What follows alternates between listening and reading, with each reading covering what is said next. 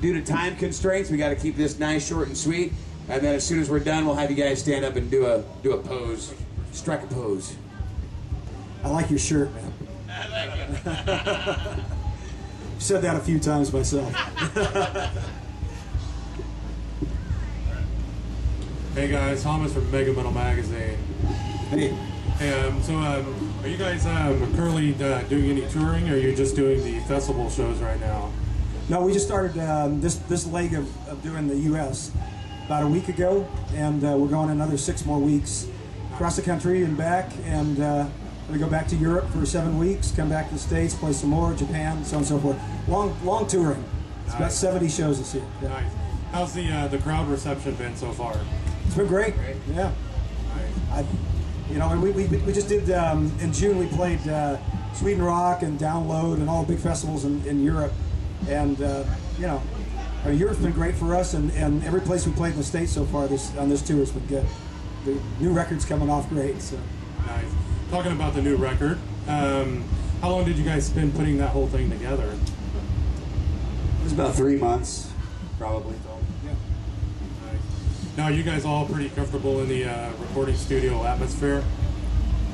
Yeah, these guys are all pretty pro studio recording kind of guys.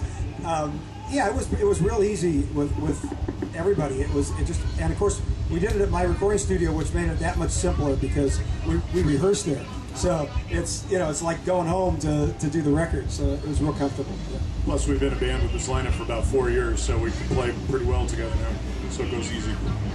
Now, going back to the first time you guys ever jammed together as this lineup, do you remember any thoughts or memories of that first performance?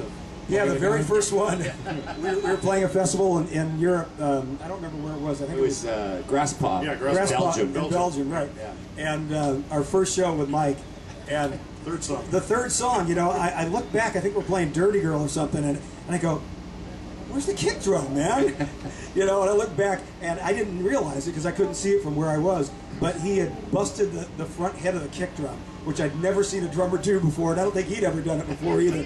But fast. Amazingly, they brought another kick drum up there, like within about 30 or 40 seconds. So that was his first show with us. It was like trial by fire. He had to learn like about 25 songs, and the first show's in front of like 50,000 people at a festival. But it was killer. He rocked it. It was great. So we knew that was good. That had to be a good vibe, So and it was ever since. Now, of course, with you recording this in your own studio, I'm sure you listen to the different mixes of the record. But do you remember the first time you listened to the final mix of the album, what you thought? Well, the thing about it is how we did this one is we were last minuting it all the way down the line. So as I was recording a vocal, our guy was mixing a song, and I would get an MP3 of it, and we'd listen to it. So it was that kind of thing. It was like we were working in tandem. Emailing back and forth the mixes and reviewing them. But to answer your question, we were all pretty blown away. It came out a lot better than we thought. It was pretty damn good. We love it. Now, do you each have a personal favorite song on the record? Not really. There's a lot of songs that we haven't even played live yet, and sometimes they become more of a favorite of yours once you've gotten the groove of playing them live. But I don't know. There's so many. I could just say one, and then I'd go to another and another.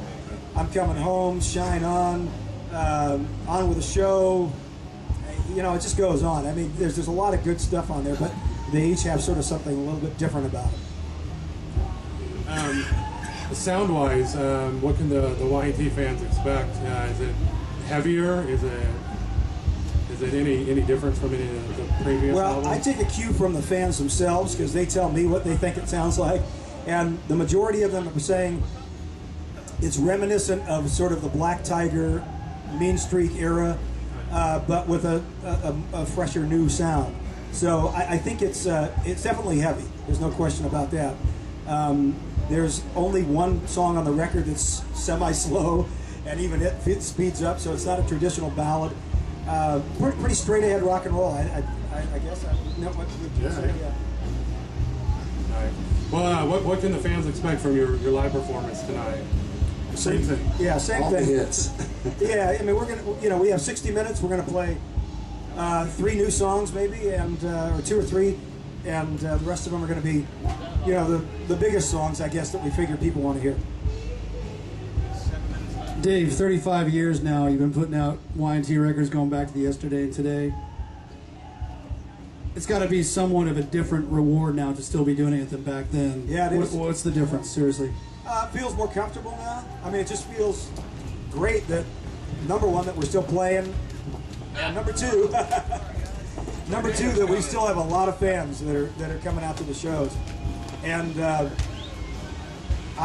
you know, there's a completely different vibe now. There's not the typical pressure that was happening in the mid '80s of, you know, give us a hit, give us a hit.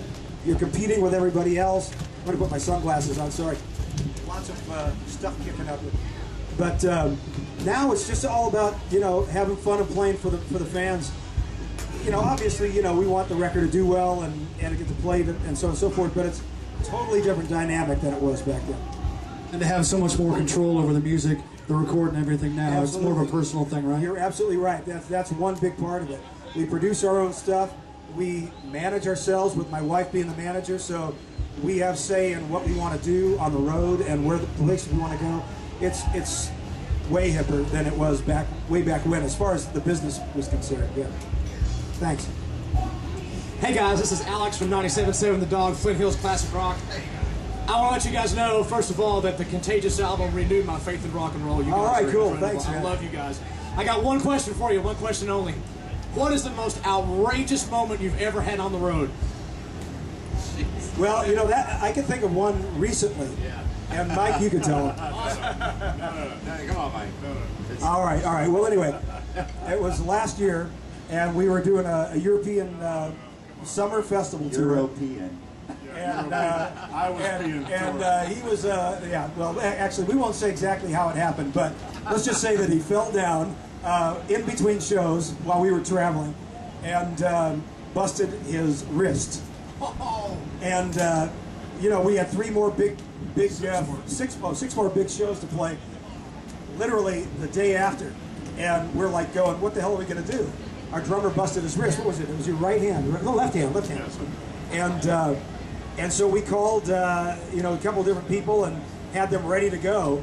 And basically, Mike came up to us and said, give me a shot at it, man. I think I can play it one-handed. So I said, okay, the next one, we're gonna do sound check. And if you can't do it at the sound check, we've got this guy from the Netherlands that's ready to come up and play the songs. He nailed it, man. So we ended up playing the rest of the concert with a one-handed drummer for the rest of that tour. And he was the hit of the Bang Your Head Festival in Germany, man. He got more press than anybody, you know, because everybody was like, you're kidding, man. He's playing with one hand. He's doing all the rolls and everything. So that was a good one. I like that story. All right, thanks, guys. Cheers. Guys, thank you so much. Because of the impending weather, we're going to speed this along. We got the meet and greet to happen.